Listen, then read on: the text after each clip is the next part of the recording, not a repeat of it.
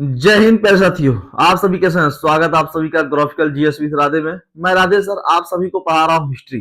ठीक है, हिस्ट्री में हम लोग पढ़ रहे हैं इंडस वैली सिविलाइजेशन, और इंडस वैली सिविलाइजेशन के अंतर्गत हमने आपको इंट्रोडक्शन के बारे में बताया, उसके बाद हड़प्पा मोहनजोदड़ो के बारे में बताया, कालीबंगा लोथल चंदूदड़ो के बारे में हमने आपको परिचय कराया। वहां से मिले साक्ष्यों के बारे में हमने आपको साक्षात प्रमाण भी दिए हैं बोर्ड पे। ठीक है, तो हमें उम्मीद है कि आप सभी को अच्छा लगा होगा। और मेरे प्रति आज का जो हमारा सेशन है वो है धौलावीरा, बनावली, रोपड़ और सुरकोटदा। ठीक है, ये आपको चार स्थल आपको पढ़ने हैं सिंधु घाटी सभ्यता के। ठीक है, इंडस वैली सिविलाइजेशन आप जानते हो ये सबसे बड़ी जो कि सबसे प्राचीन सभ्यताओं में से एक मानी जाती है। और ये कहा जाता है कि जिस प्रकार से इसका एक तरीके से उत्पत्ति हुआ था, विकास हुआ था, तो कहिए कि एक नगर का विकास हुआ था। ठीक है, ग्रामीण नहीं था, एक नगर था, ये बहुत बड़ा नगर जो भारत, पाकिस्तान, अफगानिस्तान तीन देशों में विस्तारित था, तीन देशों में फैला हुआ था। ठीक है, तो हुआ क्या मेरे प्रति, धीरे धीरे इसका पतन शुरू हुआ। धीरे धीरे क्या हुआ, इसका पतन शुरू हुआ। और पतन के कहा जाता है कि सिंधु घाटी सभ्यता में उस समय सुनामी आई होगी, तूफान आया होगा, ज्वार भाटा आया होगा, बहुत चीजें अनुमान इतिहासकार ने लगाया। ठीक है, लोग कहते हैं कि ज्यादातर सुनामी या तूफान आया होगा जिससे इसका क्या हुआ, ये ध्वस्त हो गया। ठीक है, और प्रहती उसी के साथ साथ आज का जो हमारा सेशन है वो है धौलावीरा, बनावली, रोपड़ और सुरकोटदा। इन चार स्थलों के बारे में विशेष तौर पे आज हम लोग चर्चा करेंगे और आज हम लोग पढ़ेंगे, एकदम बेहतर तरीके से समझने का कोशिश करेंगे कि यहाँ से कौन कौन से ऐसे साक्ष्य है जो हमें देखने को मिले हैं और एग्जाम के दृष्टिगत से क्या महत्वपूर्ण है। जी, सब कुछ महत्वपूर्ण है, सब कुछ महत्वपूर्ण है, और हर चीज को पढ़ना भी बहुत जरूरी है लाइफ में। ठीक है, आप जानते हो अभी आपका होमगार्ड आने वाला है, उत्तर प्रदेश होमगार्ड। होमगार्ड में 100 क्वेश्चन केवल जीएस का है, तो जीएस को फाइट करने के लिए हमें जीएस को पढ़ना भी तो बहुत जरूरी है। अब 100 क्वेश्चन ऐसा तो है नहीं कि आपको पूछेगा कि ताजमहल कहाँ स्थित है या लाल किला कहाँ स्थित है, ऐसा तो पूछेगा नहीं। या किसने बनवाया था, ये तो पूछेगा नहीं। ठीक है, तो मेरे भाई आप डीपेस्ट हो के पढ़ोगे तभी आप जाकर सफल होगे। ठीक, तो चलिए आज की सेशन को करते हैं शुरुआत। आप सभी को गुड मॉर्निंग, राधे राधे, जय श्री कृष्णा प्रसादी, राम राम। तो करते हैं हम लोग शीघ्रसाय आज के सेशन का। ठीक है, आज का सेशन हमारा बहुत ही बेहतरीन है। धौलावीरा से हम लोग शुरू करेंगे। किससे करेंगे? धौलावीरा से हम लोग शुरू करेंगे। ठीक है, आज का सेशन बहुत धमाकेदार है और बहुत अच्छा है। चलिए प्रसादी, हम लोग बात करेंगे धौलावीरा। क्या? धौलावीरा से बात करेंगे। ठीक है, हम लोग शुरुआत करते हैं धौलावीरा से। ठीक, धौलावीरा से हम लोग स्टार्ट करते हैं और धौलावीरा को हम लोग समझेंगे, बेहतर तरीके से समझने की कोशिश करेंगे कि क्या धौलावीरा से क्या क्या साक्ष्य मिले हैं और उन साक्ष्यों की क्या हमारे एग्जाम में बहुत जरूरत है, या सब कुछ की जरूरत है। सब कुछ की जरूरत है, सब कुछ पढ़ना आसान होता है, क्योंकि बिना संघर्ष किए आप आगे नहीं बढ़ सकते, एक कदम नहीं बढ़ सकते। सही डायरेक्शन में जाना ही इंसान के जीवन को सफल बनाना ही होता है। ठीक है, आप सही डायरेक्शन में जाओगे आपका जीवन हमेशा सफल रहेगा। किसी भी प्रकार का प्रॉब्लम आपके लाइफ में नहीं आएगा। अगर प्रॉब्लम आ भी रही है तो इतना पढ़े लिखे हो कि आप उस प्रॉब्लम को खत्म भी कर सकते हो। ठीक है, तो चलिए हम लोग धौलावीरा से शुरुआत करते हैं। तो सबसे पहले ध्यान रखना कि जो धौलावीरा है, धौलावीरा की अगर हम खोज की बात करें, किसकी बात करें प्रसति, अगर हम खोज की, धौलावीरा की खोज की बात करें तो 1967 से लेकर 68 ईस्वी में, ठीक है, 1967 से 68 ईस्वी में आप जानते होंगे प्रसति, जेपी जोशी का नाम सुने होंगे। जेपी जोशी का नाम, जगदीशपति जोशी का आप लोग नाम सुने होंगे। इन्होंने धौलावीरा का क्या किया था भैया? खोज किया था। ठीक है, जेपी जोशी ने क्या किया था? इसका खोज किया था। ठीक है, और दूसरी बात, ये मेरे भाई, ये आप एक नाम सुने होंगे गुजरात। क्या? गुजरात। गुजरात का एक सबसे बड़ा जिला है और वो है कच्छ। ठीक है, सबसे बड़ा जिला भारत का भी ये माना जाता है, कच्छ। सब ठीक है, और ये कच्छ में क्या है भैया मेरे, स्थित है, कोई दिक्कत नहीं। ठीक है, कच्छ में स्थित है। उसके बाद अगर हम इसके उत्खनन की बात करें, किसका?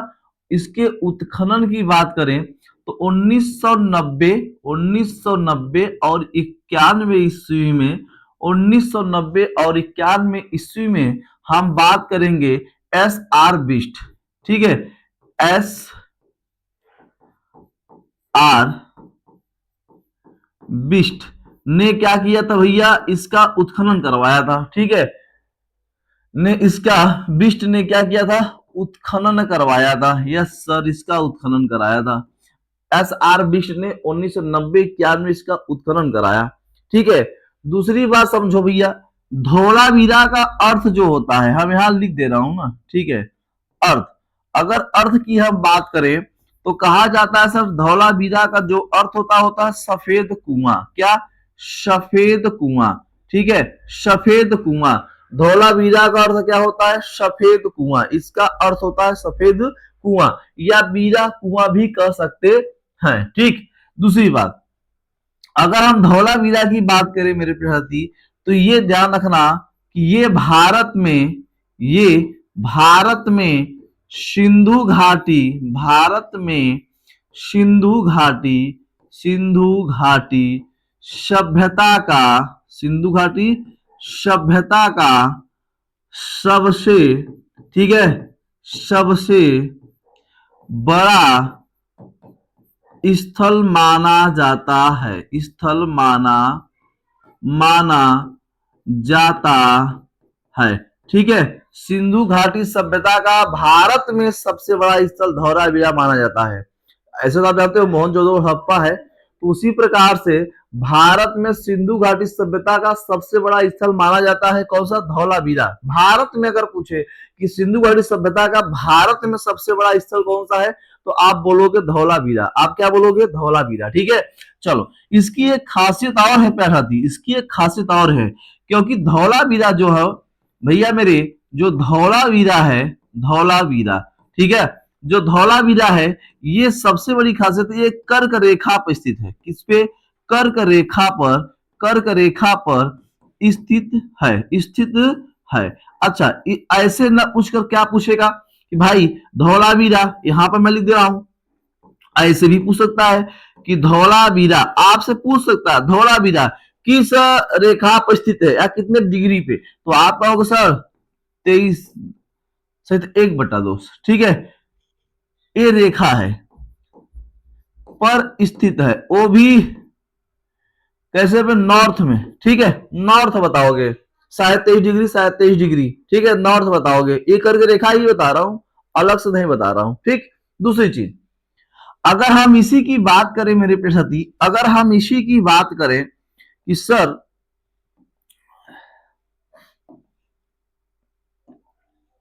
ठीक है, धौलावीरा में अगर बात करूं, यही से आपको देखने का तालाब का साक्ष्य मिला है। क्या, तालाब का भी यहां से साक्ष्य मिला है। ध्यान रखना मेरे भाई, धौलावीरा से ही तालाब का साक्ष्य मिला है। ठीक है, तालाब का साक्ष्य भी धौलावीरा से ही आपको देखने को मिला है। ठीक है, एक एक चीज को समझा रहा हूं, अच्छे से समझिएगा। ठीक, दूसरे चीजों को समझो भैया मेरे, यहां पर सबसे पहले अगर मैं बात करूं, सबसे पहले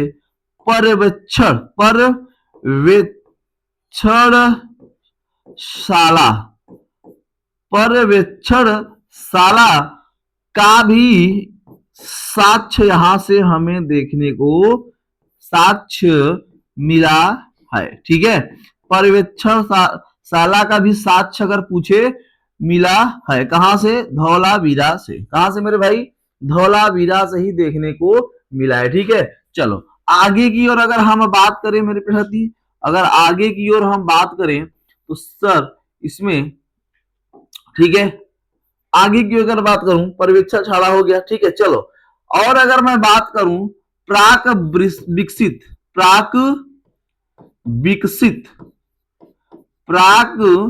विकसित अगर साक्ष्य कहीं से मिला है तो ये है धौलावीरा से। कहां से, धौलावीरा से।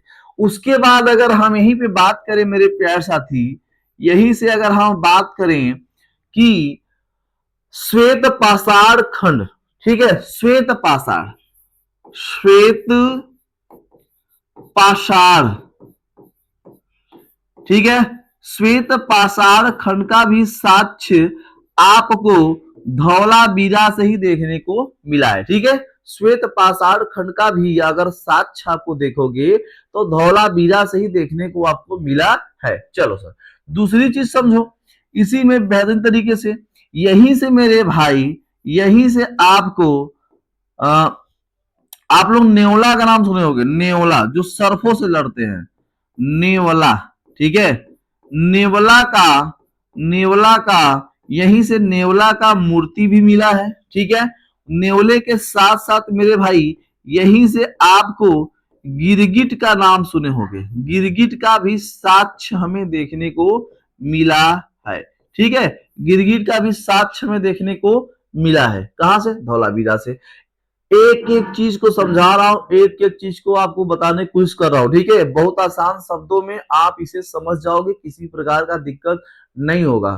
ठीक, चलो, बिना मेहनत किए कुछ होने वाला नहीं है, इसलिए मेहनत हम भी कर रहे हैं तो मेहनत आप भी करो, ये आपका कर्तव्य बनता है और मेरा भी कर्तव्य बनता है कि मेहनत से आपको पढ़ाया जाए। ठीक, चलो, दूसरी चीज समझो मेरे पैसा थी कि नेवला गिरगिट का भी साक्ष्य मिला यहां से। उसके बाद अगर हम आपसे बात करें कि धौलावीरा से सर और कुछ मिला है क्या, और कुछ इंपॉर्टेंट ऐसी चीजें हैं जो हमें नहीं मिला होगा या साक्ष्य हमें देखने को मिला है। ठीक है, तो जो एग्जाम के दृष्टिगत से जो महत्वपूर्ण है, जो एग्जाम के दृष्टिगत से जो महत्वपूर्ण है वो हम आपको बता रहे हैं। ठीक है, यहीं से मेरे भाई, यहीं से आपको, यहीं से कहां से? धौलावीरा से। ठीक है, धौलावीरा से सूचना पट्ट भी देखने को मिला है, सूचना पट्टी का साक्ष्य हमें देखने को मिला है। ठीक है, सूचना पट्टी का साक्ष्य हमें देखने को मिला है धौलावीरा से। सूचना पट्टी आप जानते हो, जब कोई सूचना, अब भी देखोगे जब से कॉलेज में जाओगे तो वहां पे जब भी कोई सूचना होती है तो सूचना पट्ट पे लिखा जाता है। ठीक है, तो लोग उसे देखने जाते हैं, पढ़ने जाते हैं, तो उसे सूचना पट्टी कहते हैं। क्या कहते हैं? सूचना पट्टी का नाम देते हैं। ठीक है, आगे देखो मेरे भाई, अगर हम बात करें कि धौलावीरा से, यहीं से मेरे भैया, मेरे प्यारे भाई, सुनामी का साक्ष्य हमें देखने को मिला है, सुनामी का साक्ष्य। ठीक है, इसी को आप कह सकते हो सर कि तूफान भी आया होगा, तूफान का भी साक्ष्य हमें देखने को मिला है। जब टूट फूट गई तो क्या होगा? यही होगा ना। अच्छा, इससे ये पता चलता है कि सिंधु घाटी सभ्यता, जो सिंधु घाटी सभ्यता थी, अगर उसका पतन अगर हुआ तो या तो सुनामी आया होगा तो या समुद्री तूफान आई होगी। ठीक है, सुनामी या समुद्री तूफान आई होगी जिससे ये क्या होगा? तहस नहस हो गया। ठीक है, चलो, दूसरी अगर हम बात करें इसका आकार, क्या भैया? इसका आकार की अगर हम बात करें कि सर इसका आकार कैसा है? आयताकार। क्या है? आयताकार। इसका आकार कैसा है? तो हम कहेंगे सर आयताकार है। धौलावीरा का जो आकार है वो आयताकार है। पहली बात है ना, धौलावीरा का आकार कैसा है? तो आयताकार है। चलो सर, दूसरी चीज अगर हम बात करें धौलावीरा की, किसकी बात करें सर? धौलावीरा की बात करूं। ठीक है, धौलावीरा की अगर मैं बात करूं कि धौलावीरा एक ही प्राचीर से घिरा हुआ है। क्या? एक ही प्राचीर से, प्राचीर से, एक ही प्राचीर से घिरा हुआ था। ठीक है, घिरा हुआ था। ठीक, प्राचीर का मतलब होता है दीवार। प्राचीर का क्या होता है मतलब? दीवार। ठीक है, प्राचीर का मतलब होता है मेरे भाई दीवार होता है। इतनी बातें समझ में आई? कोई आपत्ति हो तो बताओ, कोई आपत्ति हो तो बताओ। नहीं, चलो, इतनी बातें समझ में आ गई। धौलावीरा की ये सभी चीजें मैं आपको बता रहा हूं कि यहाँ से क्या क्या आपको देखने को मिला है, कैसे देखने को मिला है। ठीक है, सब कुछ समझ में आ रही है? कोई दिक्कत, कोई परेशानी? एक एक सरसरी नजर आप देखो इसे।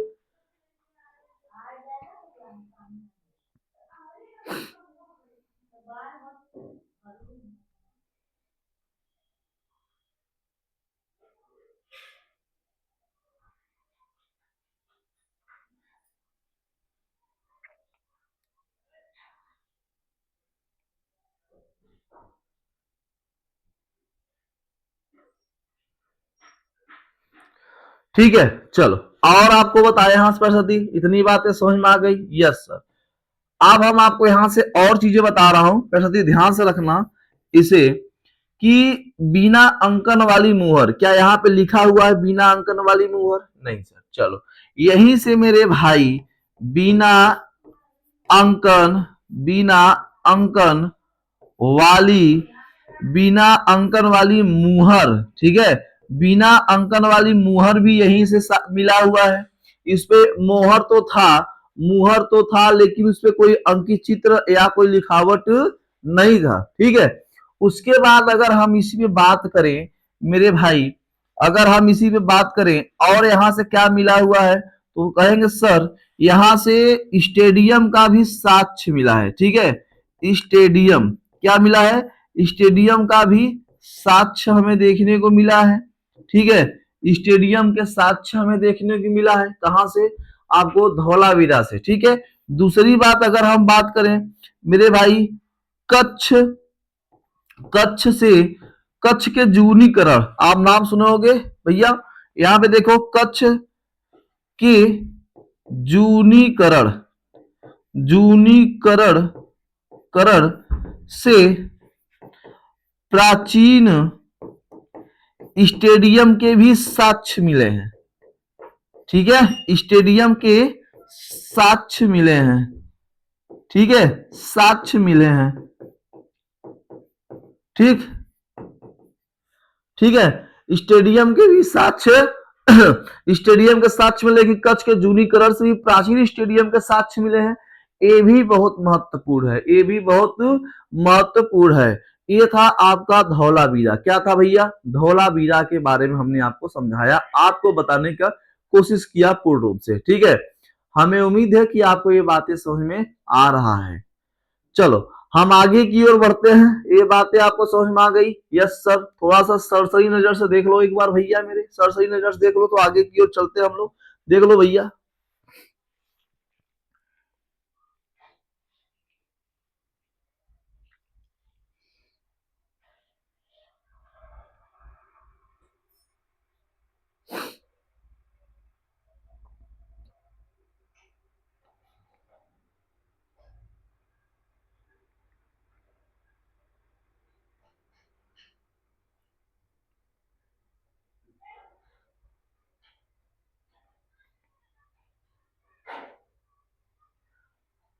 ठीक है, चलो आगे की ओर बढ़ते हैं हम लोग, आगे की ओर चलते हैं सुरकोटदा की ओर। किसकी ओर? हम लोग बात करेंगे मेरे भाई, हम लोग बात करेंगे सुरकोटदा, ठीक है। सुरकोटदा की ओर हम बात करेंगे। सुरकोटदा की बात करेंगे तो सबसे पहले समझिएगा, अगर इसकी खोज की बात हो, इसकी खोज की बात हो, तो 1964 ईस्वी में इसकी खोज हुई थी, ठीक है। 1964 ईस्वी में इसकी क्या हुई थी? खोज हुई थी। दूसरी बात, खोजकर्ता अगर आपसे पूछे इस सर इसके खोजकर्ता कौन है, सर इसके खोजकर्ता कौन है, तो आप कहोगे जेपी जोशी, जगदीश पति जोशी भी इसके क्या है? खोजकर्ता है, ठीक है। और भैया ये है कहां? आपसे पूछे तो ये है कहां, तो आप कहोगे सर ये भी आपके गुजरात के, गुजरात के, ये भी गुजरात के कच्छ में स्थित है, ठीक है। गुजरात के कच्छ में स्थित है, ये भी स्थान आपको देखने को मिलेगा, ठीक है। चलो अगर मैं दूसरी बात करूं, सुरकोटदा की बात करूं, तो यहीं से मेरे भाई, यहीं से घोड़े के अस्थि पंजर भी देखने को मिले हैं, अस्थि पंजर भी देखने को मिले हैं, ठीक है। घोड़े के अस्थि पंजर भी देखने को यहीं से आपको मिला है, यहीं से साक्ष्य मिला है, ठीक। दूसरी बात, यहीं से भेड़ियों के हड्डियों का भी साक्ष्य मिला है, भेड़ियों के हड्डी का भी यहां से, हड्डी का साक्ष्य हमें देखने को मिला है, ठीक है। यहीं से हमें भेड़ियों के हड्डी का भी साक्ष्य देखने को मिला है। उसके बाद मेरे प्रति यहीं से 4 हमें कलश मिला हुआ है, 4 कलश का साक्ष्य हमें प्राप्त हुआ है, ठीक है। कलश, कलश का जानते हो ना भाई, कलश, ठीक है, हर पूजा पाठ में रखा जाता है।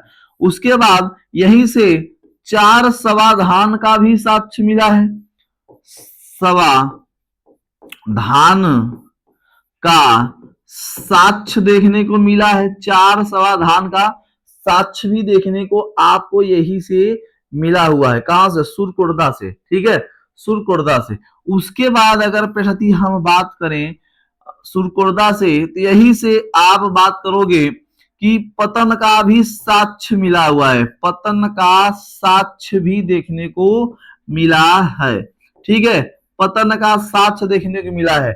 यानी यहां से तूफान आया होगा, समुद्री लहरें ज्वार भाटा उठी होंगी, किसी प्रकार से वहां पे इतनी बड़ी विपत्ति उस समय आई होगी जिससे कि ये सारा का सारा नगर ध्वस्त हो गया होगा, एकदम खत्म हो गया होगा। उस समय की बात बता रहा हूं, ठीक है। तो यानी यहां से सिंधु घाटी सभ्यता का इस स्तर का पतन का भी हमें साक्ष्य यहां से देखने को मिला। कहां से? सुरकुर्दा से, ठीक है। इतनी बातें समझ में आ गई? देखो भाई, थोड़ा सा देख लो भाई।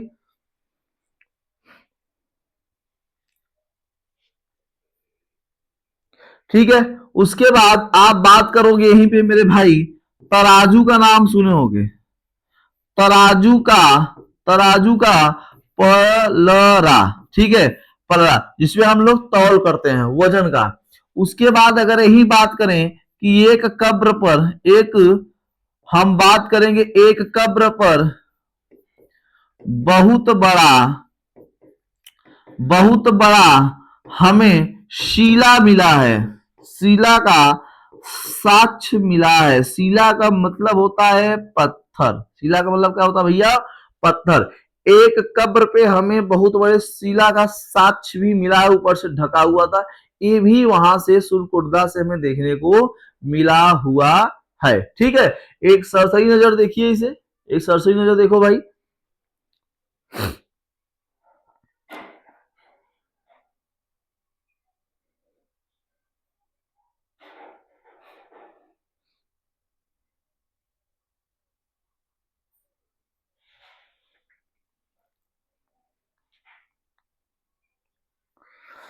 चलिए, ये बातें आ गई सुरकुर्दा की। हम आगे की ओर बढ़ते हैं, बनावली की ओर। किसके चलेंगे भैया?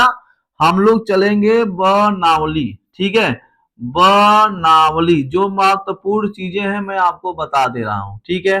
चलो, अगर इसकी खोज की बात किया जाए, किसकी खोज की बात की जाए?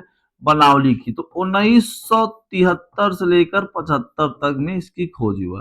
सर, खोजकर्ता कौन है? खोजकर्ता कौन है? खोजकर्ता का अगर नाम पूछे तो आप कहोगे सर एम बिस्ट का नाम ऐसे डायरेक्ट लिख लो कि इन खोजकर्ता का नाम था बिस्ट। अभी हमने बताया आपको, ठीक है, अभी हमने इनके बारे में बताया है, ठीक है। यहीं से आपको अगर देखने को मिलेगा, बनावली से अगर आपको देखने को मिलेगा मिट्टी का हल, क्या? मिट्टी का हल, मिट्टी का हल यहीं से मिला हुआ है, मिट्टी के हल का साक्ष्य यही से हमें देखने को, ठीक है।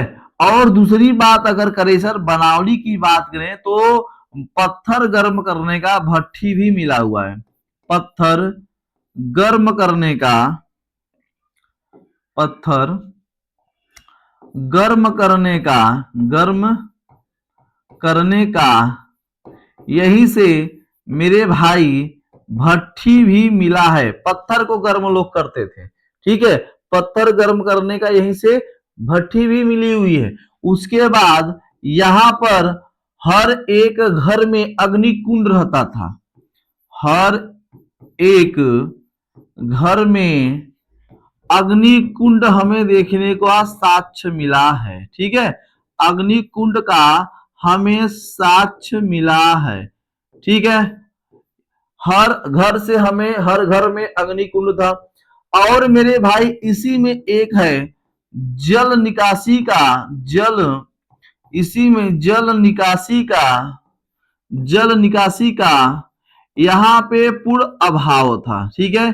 यहाँ पे जल निकलने का कोई रास्ता नहीं था। जैसे आप गांव में देखते होंगे कि कोई ऐसा गांव है जहां पे जल निकलने का कोई रास्ता, रोड पे, चक्रोड पे अपना पानी क्या करते हैं, बहाते रहते हैं, ठीक है। तो ऐसी सुविधाएं यहाँ पे सिंधु घाटी सभ्यता में ऐसी सुविधाएं लगभग थी और इसे बनावली में ये सब हमें देखने को नहीं मिला। ठीक है, यहाँ पे जल निकासी का क्या था, पूर्ण अभाव था। हर घर में एक अग्नि कुंड का साक्ष्य मिला है, पत्थर गर्म करने का भट्टी मिला है, मिट्टी का हल भी मिला है। यही से कहां से, आपको बनावली से ही देखने को मिला है। ठीक है, देखिए थोड़ा सा इसे भाई।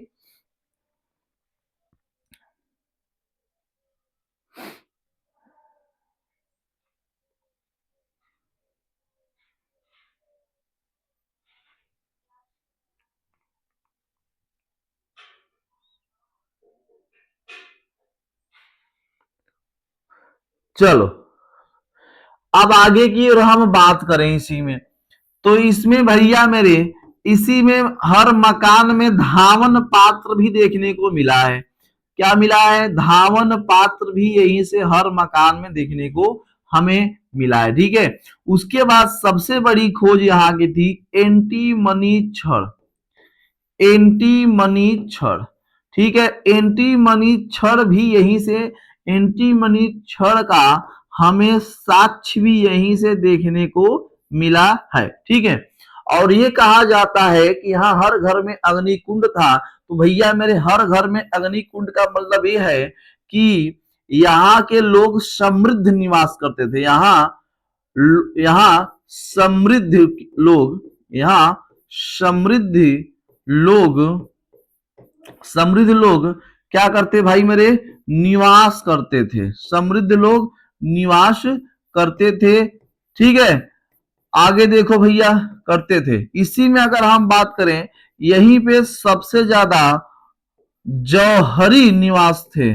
जौहरी मतलब जो सोना चांदी बेचने वाले थे, जौहरी के ज्यादातर निवास स्थान यहीं पे आपको देखने को मिला है। ठीक है, अगर यही बात करें तो मेरे भाई, यहीं से पत्थर का, यहीं से पत्थर का आप लोग बटखरा का नाम सुने होंगे, पत्थर का बटखरा का नाम सुने होंगे कि पत्थर का बटखरा भी आपको बनावली से देखने को मिला है। ठीक है, पत्थर के बटखरा भी बनावली से देखने मिला है। और दूसरी बात, इसी में अगर हम बात करें, पत्थर के बटखरे की बात होगी, जौहरी निवास हो गया, यहाँ समृद्ध लोग निवास करते थे। ठीक है, मकान में धावन पात्र देखने मिला, एंटीमनी छड़ का साक्ष्य मिला है, पत्थर गर्म करने की भट्टी मिला है, मिट्टी का हल मिला है। अच्छा, ये है कहाँ भाई, अगर हम बात करें 1973 से 75, ये आप जानते हो पंजाब, पंजाब व हरियाणा का नाम सुने होंगे। ठीक है, पंजाब व हरियाणा का नाम सुने होंगे, इस स्थान पे है। और मेरी भाई नदी का नाम अगर पूछे तो आप कहोगे सर घग्घर। ठीक है, घग्घर व इनकी सहायक नदियां, इनकी सहायक नदियां पर ये स्थित है स्थल। ठीक है, अगर आपसे पूछे तो रंगून नदी का नाम याद रखना, अगर न दे तो रंगून नदी, आप लोग इसे विशेष तौर पे याद रखना। ठीक है, पत्थर का बटखरा हो गया, एंटीमनी छड़ हो गया, सब कुछ आपको देखने को मिल गया, सब कुछ हो गया भाई। चलो, और आपको इसमें से, ठीक है, चलो, और इसमें से आपको सबसे अच्छी बात यहां था कि सबसे अच्छी बात यहां पे कि यहां जौ अच्छी किस्म की थी, अच्छी किस्म, अच्छी किस्म की जौ जौ थी। और कहा जाता है कि सबसे, अगर सबसे ज्यादा, सबसे ज्यादा, सबसे ज्यादा जौ यही से मिला है, जौ यही से मिला है। तो कहा भाई मिला है, तो नहीं, यहाँ पे सबसे ज्यादा जौ होता था तभी तो मिला है, अगर नहीं होता तो नहीं मिलता। ऐसा तो है ना कि किसी अस्त्र से लिया के यहाँ पे बोरा का बोरा बोरा गिरा दिए, ऐसी बात नहीं है। ठीक है, तो बात यह है कि यहां से अगर सबसे ज्यादा जौ मिला है तो यहाँ पे उत्पादन भी हो रहा होगा। ठीक है, आप जानते हैं पंजाब व हरियाणा में गेहूं सबसे ज्यादा होते हैं। ठीक है, आप देखोगे बहुत गेहूं, बहुत गेहूं बोया जाएगा, तो ये भी तो स्थान पंजाब हरियाणा के बीच में है भैया। उस समय गेहूं, उस समय जौ होता था, इस समय गेहूं हो रहा है, तो इससे भी आप आकलन कर सकते हो, इस तरीके से, इससे भी तो आकलन कर सकते हो। ठीक है, बातें समझ में आ रही है, कोई दिक्कत, कोई आपत्ति, कोई विपत्ति? चलो एक नजर देखो इस सही नजरिया से। तो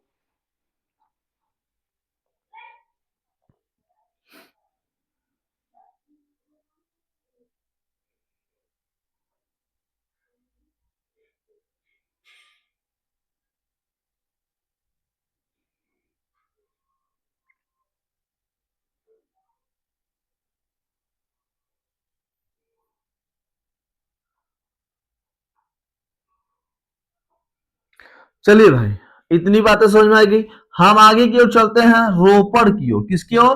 रोपड़, नाम सुने होंगे रोपड़, ठीक है। रोपड़ की ओर बात करते हैं भाई।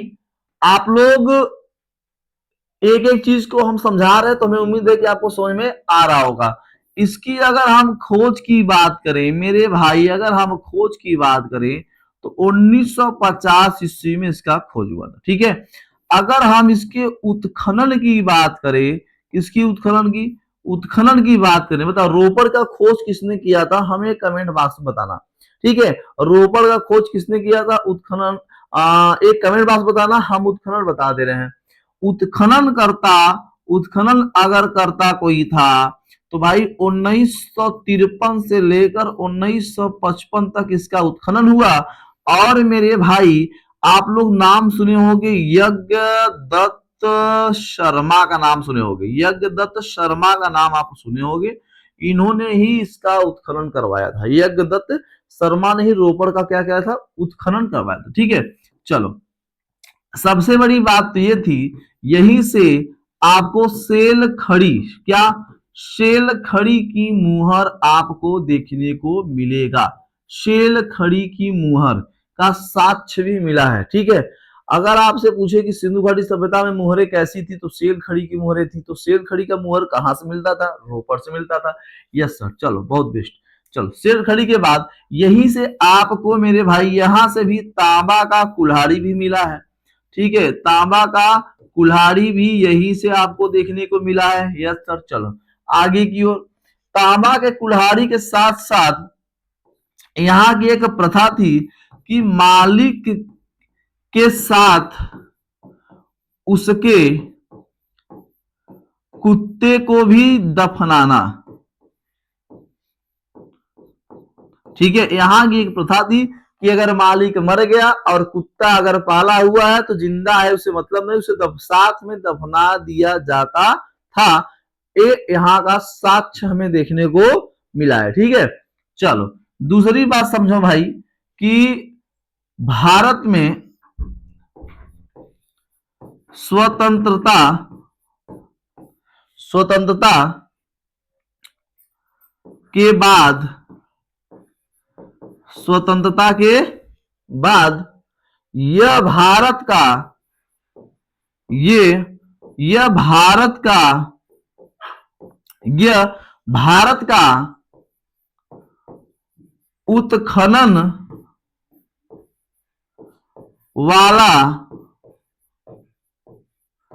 पहला स्थल माना जाता है, ठीक है। यानी भारत जब स्वतंत्र हुआ उसके बाद अगर कहीं पर पहली बार सिंधु घाटी सभ्यता में उसके स्थलों में अगर कहीं से उत्खनन की शुरुआत हुई तो पहला स्थल का नाम था रोपड़। क्या नाम था? रोपड़, ठीक है। अच्छा एक और महत्वपूर्ण चीज यहां पे है कि आप नाम सुने होंगे चंद्रगुप्त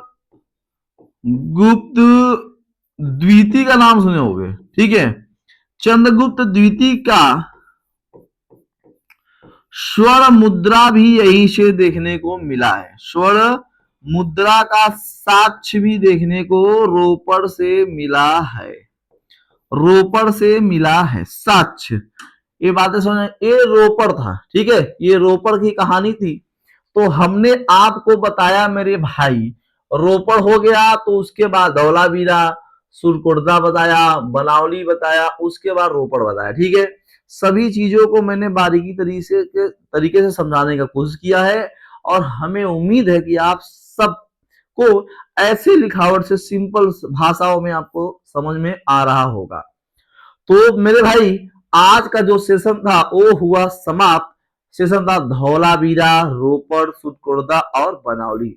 ये चीजें आपको देखने को यहाँ से जो साक्ष्य मिला है इन स्थानों से, क्या एग्जाम में आता है? या सर कई बार एग्जाम है कि मिट्टी का हल कहां से मिला, मिट्टी का हल कहां से मिला बताओ, तांबा का कुल्हाड़ी कहां से मिला। ठीक है, बहुत सी चीजों को चंद्रगुप्त द्वितीय का स्वर्ण मुद्रा किस सिंधु घाटी सभ्यता किस स्थल से मिला है। तो बहुत सी चीजें ऐसी है जहां से आपको क्वेश्चन बन सकता है। क्वेश्चन का कोई एग्जामिनर का कोई दिमाग नहीं, ठीक है, वो जहां से मन करेगा वहां से क्वेश्चन उठा लेगा। तो हमें क्या होगा, एग्जामिनर से कदम आगे होना, हमको सब पढ़ना है, हमको सब पढ़ना है, ठीक है। जब सब पढ़ोगे तभी आगे बढ़ोगे। तो इसलिए भैया आज का सेशन हुआ समाप्त, दीजिए हमें इजाजत। जय हिंद, जय भारत।